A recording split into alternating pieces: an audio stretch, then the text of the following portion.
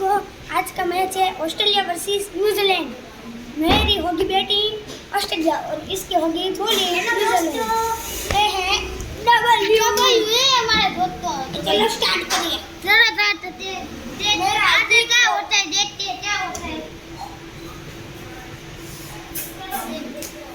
चलो भाई पहली बॉल देखी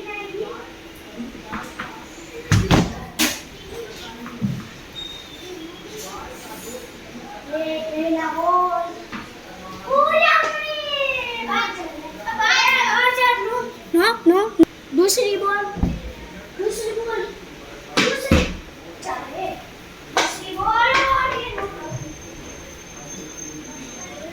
दूसरी बॉल दूसरी बॉल चलो तीसरा बॉल है तीसरा बॉल अड़ी गई